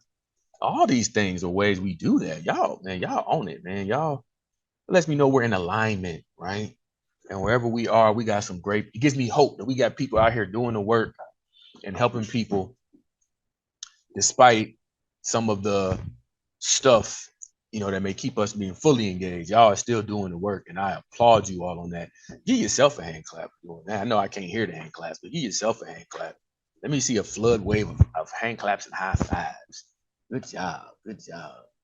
All right. Got the hands up for sure. Good job, everybody. I see some hearts in there too. I see some celebration stuff. All right. So do we have a better understanding of the stages of change? Again, pre-contemplate, not thinking about it, contemplation, thinking about it, preparation, we planning for it, we taking action, we fall off the wagon a bit, and we get back on and we sustain it, right? And remember, throughout this whole thing, we're listening for change talk, phrases that a person is saying that highlight their desire to want to do something different. So that also means that you got to be paying attention. Somebody said in the chat, being present, being aware of what's taking place. All right. Fantastic. Oh, jumped the gun. So let's talk about reward real quick. Okay. Now, when we're talking about reward, this is something I'm sure a lot of you all have heard, especially if you've done any kind of like behavioral analysis or that kind of work, or just behavioral kind of work. You're talking about learning through reward reinforcement. For those of us who, I didn't get it, maybe you got allowance growing up. And if you did your chores, you got some money, or you got some ice cream, or you got a toy or whatever, right? Learning through reward reinforcement. So when we're talking about it, this comes from B.F. Skinner on operant conditioning. That was a whole experiment around that. And so questions I want us to think about, and not to answer just yet, but, how sustainable is reward in recovery? Or another question way to add to that is, is recovery its own reward? I never thought about that till just now. Is recovery its own reward? How do we get people? Do we need to reward people along the way for them doing what's best for them, right? I gave that example earlier. Sometimes in groups, some people bring like gift cards or candy or different little treats that if people engage in group, we would give it to them, right? I had a guy back in the day. His name is Mr. Keith. Mr. Keith liked to smoke cigars, and he would come to group. He would only be in group for like 2 minutes. He'll go outside and smoke cigars the whole time. Then he'll come in and eat lunch. Then go back outside and smoke cigars the rest of the day. And eventually he got to a point where it wasn't working. So he worked with his family. We came up with a reward system because Mr. Keith also liked caffeine. He liked coffee and Mountain Dews, energy drinks, and all that kind of stuff. So what we did was he had his own little special instant coffee, and if he stayed in group most of the day, he didn't have any issues or disruptions, we'd give him a scoop of instant coffee for him to go home with. Now, do I think Mr. Keith got something from being in group and hearing and listening and participating? Absolutely. Mr. Keith was a bright guy. He played instruments. He's really smart. He knew a lot of stuff. But did Mr. Keith fully engage in his recovery? I can't say. I think a lot of him being in that group every day was because he knew if I stayed in group, I'm going to get some coffee. Now, I'm not saying that's good or bad. I'm just giving an example of a reward to help somebody engage in a recovery-oriented program. So I'm asking, do you all think that is helpful? And Tiffany's right. Reward increases the motivation, for sure. And that's kind of what we're talking about. So how do we get somebody, and somebody else said it too, how do we get somebody to shift from expecting an external reward to helping them get that internal reward of achievement, right? We adjust our behavior. This is what the experiment with Skinner highlighted. Animals, which we are a part of, adjust their behavior based on reward. If I'm gonna get something from it, I'm gonna adjust my behavior. If I don't, I may not. Right? I'm oversimplifying it, but that's the thing. And so the reward is something that increases the likelihood of repeating a behavior. If I do this, I get this reward, I'm more inclined to repeat the behavior. And because our brains are prediction machines, we talked about that safety thing earlier, when we predict something to happen, we're cueing this response. And so, not to get too into the weeds with the sciencey stuff, but our brains operate off of this dopamine reward system. And once those dopamine neurons fire, or we start receiving rewards, the brain learns to predict reward, right? And that's what we talk a lot about when we talk about with addiction, how the brain shifts during addiction, those dopamine hits, right? So it's important for us to be aware of the limits of reward and the benefits of reward, right? And being aware of the process of shifting. Okay, look, you've been coming to group for the past month. Fantastic. What are you getting from group? Oh, I get free coffee. Okay, cool. But you keep coming back. You can't keep coming back for coffee. You can get coffee anywhere. So what else are you coming back for? Oh, I get a chance to talk to other people. That's a reward, right? So we also have to make sure we're going back to motivation, identify what we're using this for. It's definitely important to keep that in mind. If somebody says something, I want to make sure I highlight it because that's how ADHD. I don't want to miss it. There's so many things. Yes. And raise a good point. Recovery is its own reward, but when you factor in ADHD and or trauma-induced executive dysfunction, rewards definitely has an important role to play. Absolutely. Which goes back to the final point. So knowing why you're using them and staying very aware and in tune with that, right? Yes, again, as a person living with ADHD, you do need reward. I don't want to minimize that, nor am I saying reward is bad. What I'm simply saying is how sustainable is it, and are you using it effectively, right? I'm gonna say be better than me. Hopefully y'all better than me. Sometimes many of us, myself included, we don't really if it's easier to, a lot of my career I spent working in group homes or residential facilities. And sometimes it's easier just to give a kid the extra milk than to go through the back and forth in the power struggle, right? Now, am I giving him the milk because he really needs it? Am I giving it to him to elicit some sort of clinical response? Or am I giving it to him to get him off my back for a period of time? At that time, at that stage of my career, I was much younger. I didn't think that whole thing through. Now, and what I'm challenging you all to do is to, if we're going to use reward, what's the point in using the reward? Why are we doing it, right? Again, what you said, Ann, is spot on. There's a clinical reason why we're doing it. There's reasons justified. But sometimes we just get stuff just for people to, you know, get out of our hair. And I don't even have enough hair for people to get out of it anymore. So whatever. But yes, that's a great point. Thank you for sharing that. I appreciate that, because that definitely keeps us on target. So we got about 30 minutes left. And I think I'm making good time. So we're just going to talk about this recovery-oriented approach, right? How many of us can say wholeheartedly that we approach our service provision through a recovery-oriented lens? You can say you do that, put a 1 in the chat. I am providing recovery-oriented services.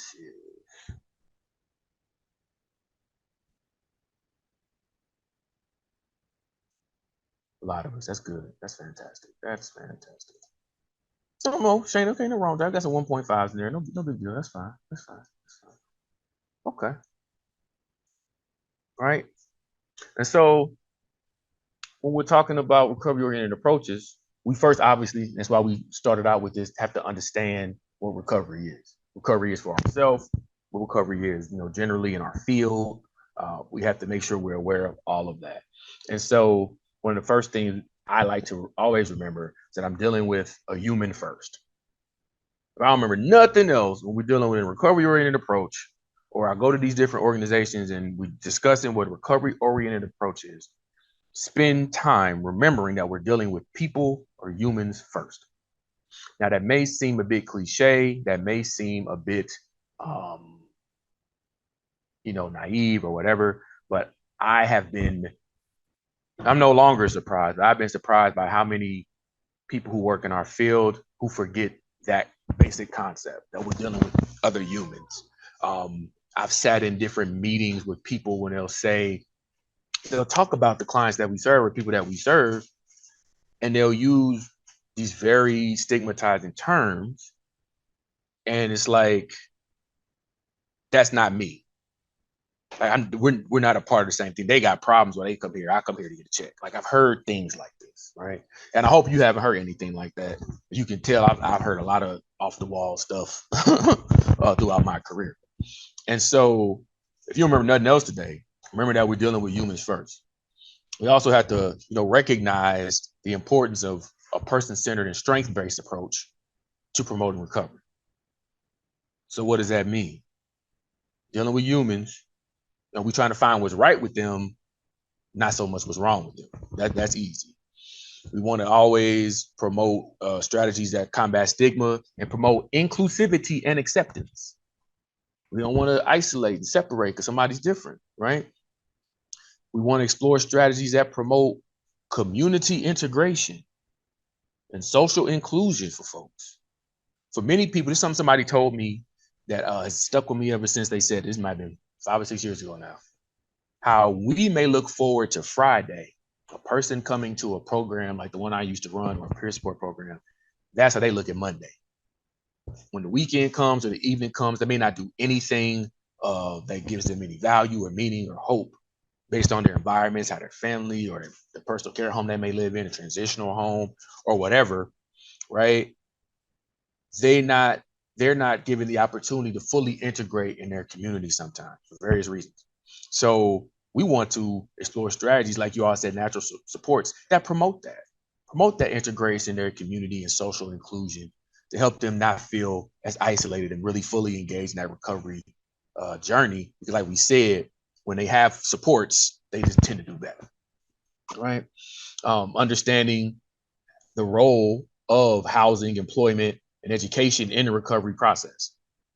So yes, a person can come to you and you can help them, give them all the tools that they need. But if we're not addressing those basic needs that housing, employment, education, we might be limiting the impact of the services we can provide. We want to develop that cultural competence and cultural awareness so we can provide culturally sensitive and inclusive care. You want to recognize the impact of culture and the perception on mental health and recovery. These are all things that help us develop a recovery-oriented approach. But again, to sum it up, we're dealing with humans first. What are things that any human needs? And this is what we want to promote to the people that we work with, people that we serve. Oh, that makes sense. So keep going. Hope that makes sense to everybody, for sure, for sure, for sure. All right, so one way we can do this is the use of recovery language, right? And so this is an example of just different phrases that people can use and how to orient yourself to a more recovery language. So you see, I'm gonna just talk through these examples. Sam is crazy, insane, nuts, mental. I've been in places where people who work with our populations call their clients crazy. If you ever heard somebody call a person who works with the people, if you ever heard anybody use stigmatizing language, put a 1 in the chat. While you're at work. I don't mean just, general conversation. I mean like literally at work. If you've heard anything like that. Yeah. See? A lot of y'all have heard this. This is concerning, right? Unfortunately. So, and again, this is a conversation I just had with somebody. So this is a way to reframe that, right? Sam lives with a mental health condition. Sam is a person with lived experience of blank. Now, how I explained it to the people yesterday, I'll explain it to you all. When we think about physical health conditions, right? You don't hear people say stuff like, I'm high blood pressure, I'm hypertension, I'm cancer. You don't hear that. You hear them say, I have cancer. You do hear people say, I'm diabetic, right? But it also, when we use these terms, they become identifiers, right? If I say I am crazy, that's how I'm identifying myself.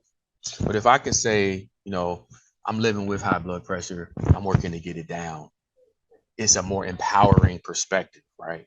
So we want to, again, we make it very simple. We want to speak to their humanity. Calling somebody crazy or insane or nuts or mental is dismissive. It stigmatizes, it others somebody. We want to speak to a person's humanity, right? And oftentimes this is a baseline intervention to work with somebody on how they talk to themselves. Somebody said that when we talked about some of the barriers to motivation earlier, right? Is how your self-talk is. So if your self-talk is demoralizing, how can we motivate somebody to the recovery? So again, we want to model for them using some more appropriate language, not necessarily flowery or aspirational in the sense of they can't connect to it, right? We want to ground it in some level of reality, but we're also saying that, hey, exactly, Misty, how we frame these things for them can definitely be very empowering. All right, so just thinking about your recovery language. So we're talking about, we mentioned reward, we mentioned as a way to motivate in recovery. We talk about recovery-oriented approaches, recovery language. We're going to talk briefly about person-centered planning, right? Person-centered planning is a process-oriented approach which empowers folks to plan their own life, find their voice, and work towards reaching their own goals. And the goal is to support them being the center of their recovery journey. And we can do that through helping them develop personalized goals. Okay. It promotes shared decision-making, person-first recovery-oriented language, individually driven, and it's a collaborative process. That means the whole team is involved, not just you and them, anybody else on their treatment team who may be involved. That's the term we use down here. Any identified supports, helping them find supports, right? Everybody who's involved with this person is a part of their support team, right? And so we're talking about person-centered planning. They're the center of the plan. It's them. It's not us. It's them. We on the outside. You see everybody on the outside? They the ones in the middle of it. So I don't know how it is. Oh, I'm sorry. One more thing about that. These person-centered plans are fluid, not static. Okay. They're fluid, not static. Why is that important? To have a fluid plan, not a static plan. Or a dynamic plan, not a static plan. Maybe that's how I frame it. Why are those things important?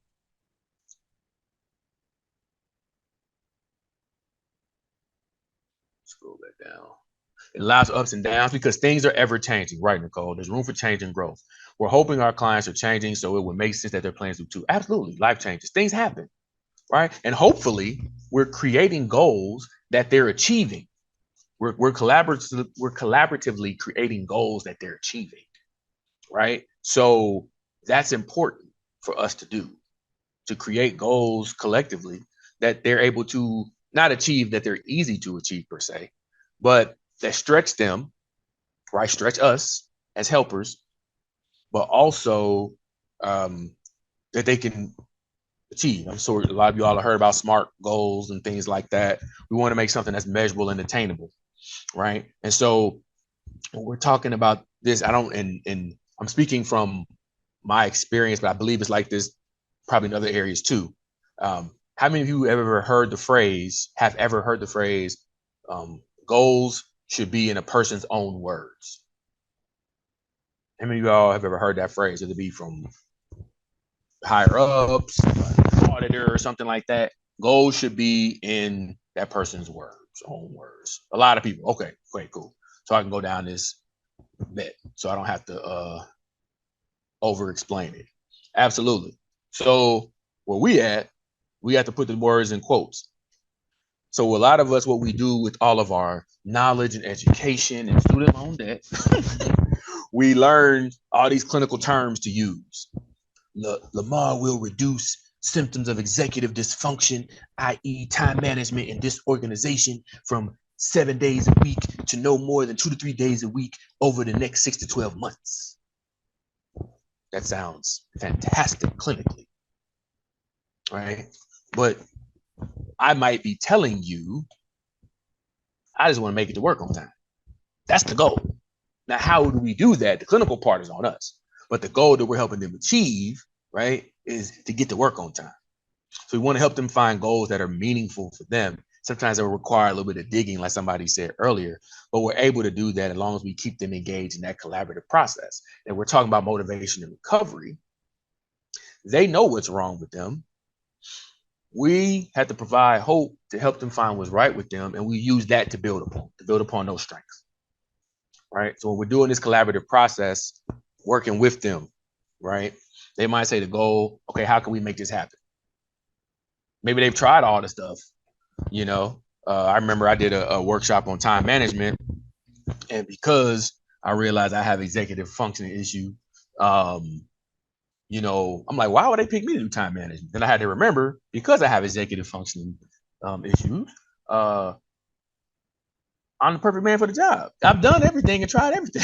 You got a planner, calendar, you know, I'm looking at the sun to see what the sundial, like I'm looking at everything. So, you know, you got to look at what a person is strong at and try to build on that. And that's what we talk about with person-centered planning. It's strength-based, right? It's shared decision-making, person-first, recovery-oriented language, individually driven. It's a collaborative process, team approach, and it's dynamic or fluid, not static. Right on, right on. So we nearing the end.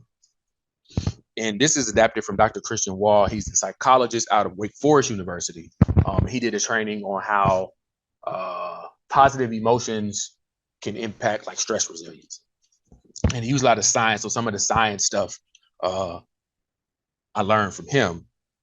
But there are 3 ways, evidence-based, science-based, to help people move and motivate themselves in their recovery process, right? The first step is to identify and affirm their strengths. Okay. You can take a screenshot of this. We'll identify and affirm their strengths. So we want to ask questions like, what are you good at? What are you not so good at, but you want to be better at, right? What are some things people have told you that you're good at? Sometimes there might be some incongruence there. We want to help them identify and affirm their strengths. So once we figure out that, people always say that I'm good at drawing. Well, let's incorporate some drawing into our sessions. Why don't you draw for me for homework? Create a life well lived in picture form. Let me see it. Now we're affirming that strength. Not only do they say they can draw, now we're going to affirm that and use that as a way to help guide them towards their recovery. So step one, identify and affirm their strengths. Step two, you want to align the goals with the strengths. And we do that by helping them focus on goals they can control, right? If somebody says, I want to be a millionaire, I'm not saying you can't be a millionaire. That's not what my place is to say. However, where are we at in that process right now? Well, I don't have no money. Okay, well, cool. Maybe we start with being a hundredaire. How about that? We want to align the goals with the strengths and help them focus on things that they can control, right? Give them some, increase their internal locus of control and help them develop, right? That self-efficacy on their own. So what are some things you're good at? Let's align goals with things you're already good at. Well, how do you want to make your $1 million? You already said you're good at art. Maybe you want to start making some paintings and try to sell your paintings. And so instead of totally shooting down their idea to make $1 million, we've already identified the strengths. Now let's align your goal with that strength to do it. Okay. So again, help them focus on things they can control. And they may need help drilling this part down. Right. So we got to help them make those connections between the goals and the strengths. And then third, notice goal attainment and feel good about it. That means we got to celebrate the wins, no matter how small, and practice being happy in small steps. Hey, man, I know you said you're trying to be a millionaire, and we identified that you're going to do that through your art. And I know you haven't sold an art piece for $1 million yet, but we had our art fair and you sold 2 paintings, man, and you got $20 from it. That's a start, right? We want to notice goal attainment and make them feel good about it, right? Be just excited for their wins as yours, okay? So again, identify and affirm their strengths. What are you good at? What you're not so good at? Let's focus on what we're good at. Align our goals with the strengths, focusing on things they can control. It may need help drilling it down, support them through that. And third, notice goal attainment and feel good about it. Apply the small steps, practice being happy in small steps, and celebrate the wins, no matter how big they are.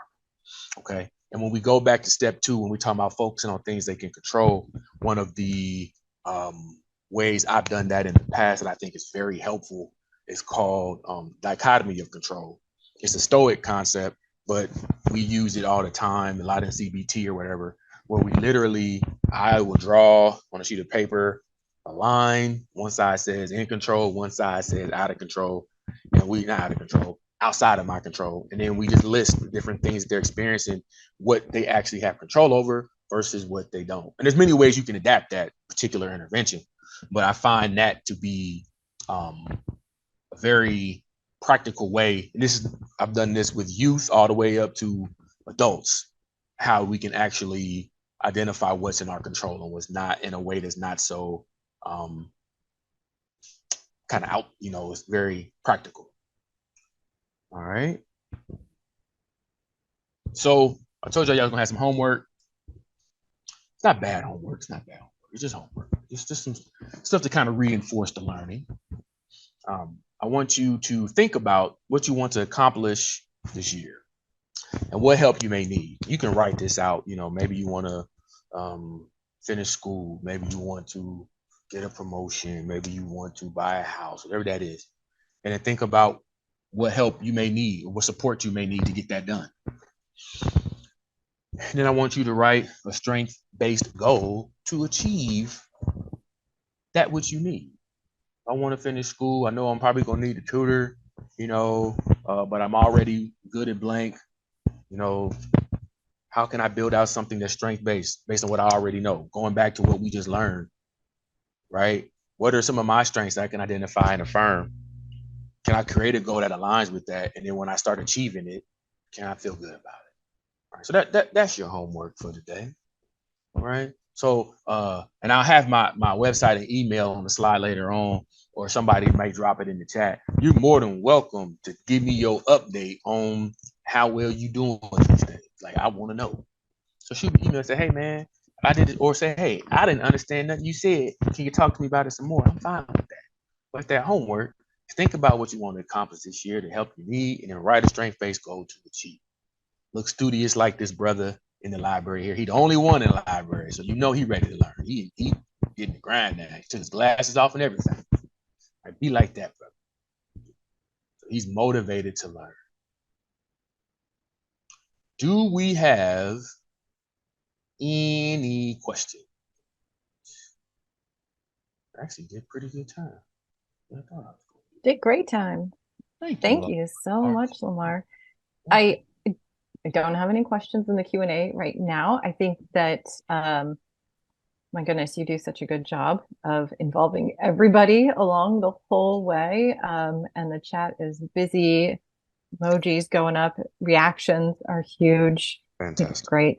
You know, what I was thinking about throughout this was kind of taking what you were saying and bringing it back to, you know, my life working in outpatient, you know, pretty regulated environment. I'm glad that you mentioned putting goals in somebody's own words. I know that that's kind of like a rule of thumb that we had.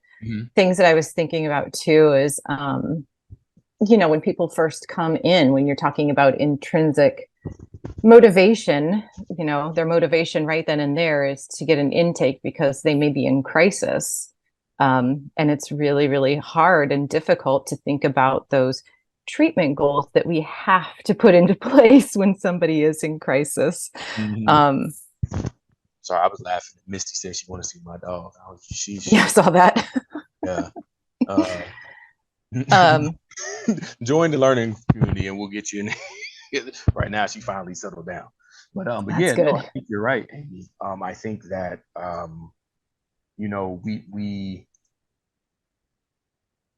sometimes, in my experience, forget about the customer service aspect of what we do.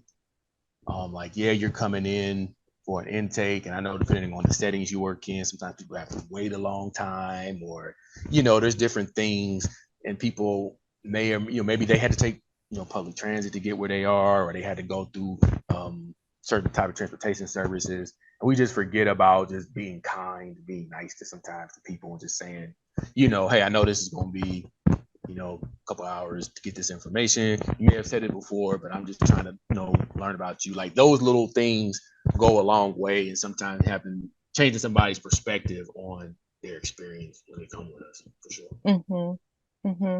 Absolutely. It brought me back to thinking about, you know, putting things in our clients' own words, which is huge and does keep people motivated. And I was thinking about too how, I don't know how other people feel, but in my experience, at least, I've worked at agencies where you had to address specific goals, you know, and it didn't matter if the client wanted to address it or not. It's not something on their mind, but you have to speak to it, which can be really difficult. I think the main one was medication. And oftentimes people will say, well, I don't want to take it. And I'm like, okay, great. So that's your goal, is to not be on this medication. How are we going to do that? Absolutely. Yeah, no, I'm glad you say that, because I think that back to like some of that systemic stuff where we are, and I appreciate everybody for all the kind words. It means a lot. I think that, you know, especially if you deal with people who like receive Medicaid or things like that, or there's certain, and they get, you know, you get audited by different agencies and stuff. Like, there's certain things we have to have, and that's some of that systemic stress that sometimes can frustrate people.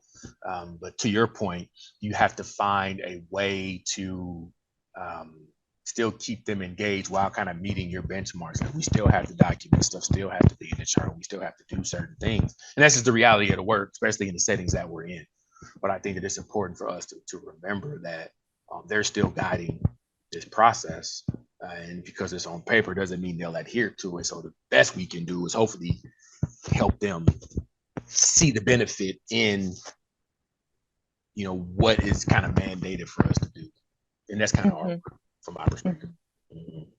Yeah, and I think Cecilia chimed in too with the Q&A saying, I tend to lose clients when I present working on goals.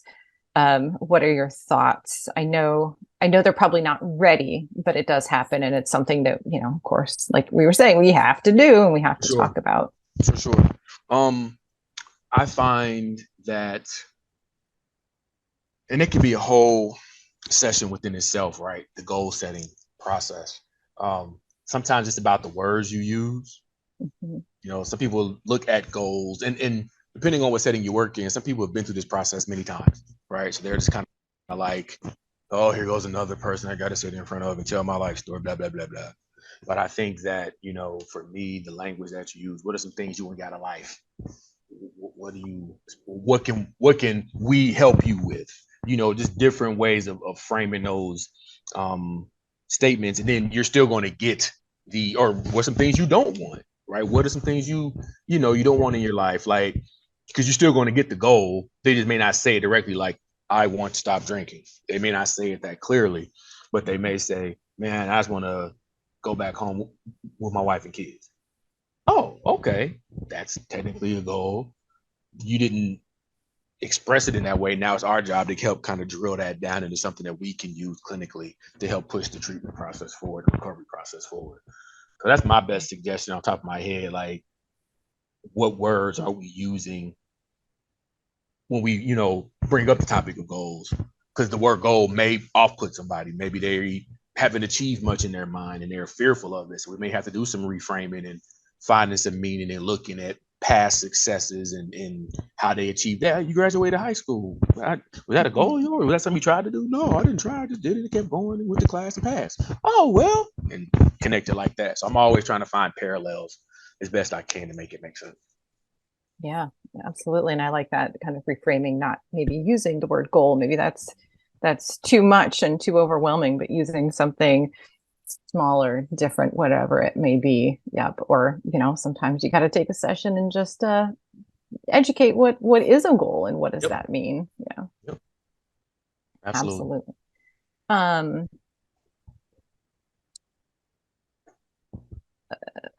Sorry, I'm reading this question. I am too. Yeah. So she's saying, yeah, I get the wording aspect. I can see how it can be overwhelming. I have worked on different ways to approach this work. Depending on each client, I can spend several sessions going over this. Yes, absolutely. Thank you for addressing. Yep, agreed. Yep, totally. Yep, exactly. Absolutely. Anne put something in the chat too about how do we help people address things that are holding them back when they don't want to. I work with many clients with autism, ADHD, and co-occurring mental health difficulties. I often find that they will identify with one part of who they are and ignore the rest to their own detriment. All right, that's a good one. Let me think through how I want to say this. And let me preface with, I don't know where you are in the process with these specific folks. So let me start there. I'm just going off my experience. A lot of times, and I know we work in various settings where we might be time limited, but I find that sometimes you may have to prolong that rapport building process so that you can help guide them along and help them so that when you let them know or you begin to have discussions about things that are holding them back, it's not coming from like a I know what's wrong with you, this is what's wrong type perspective, but it's more like, again, this rapport, this relationship we're building. It's like I'm not saying to be friends with your clients, but I'm saying a friendly rapport where, hey, I can listen to you, I respect your opinion, you listen to me, you validate me. Now I'm more open to hear what you have to say versus kind of coming in on the front end. And I'm not saying you do this, I'm just giving my experience on the front end where you're given everything that's wrong or what's the things that are holding them back and they instantly shut down. And as, again, a person with ADHD myself and other things going on, that's definitely one of the, I see that a lot as well. With people with different kind of difficulties, no matter what the space in this behavioral health, substance use disorder lane we work in, that's definitely a reality where people are kind of resistant to that information. They're willing to do what's easy. So again, how can we reframe that to say, hey, let's again, through that rapport building, let's stretch ourselves a bit and try some new things, and maybe then we can raise that incongruence to them. Hey, you say you want to do blank.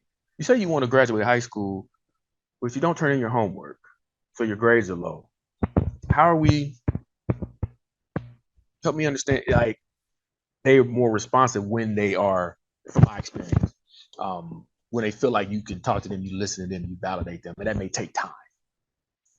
So that's the downside of it. Thank you, Michelle. Thank you, everybody. I hope that answers your question. Yeah, you can open any questions for sure. Hope that answers your question. But if it didn't, like I said, you can always reach out to me, give me some time to process it, and I'll probably have a better answer for you. I think it's a great question, or a great answer, definitely. Lamarr, I want to thank you so much for being here. It's noon, so we will let people go.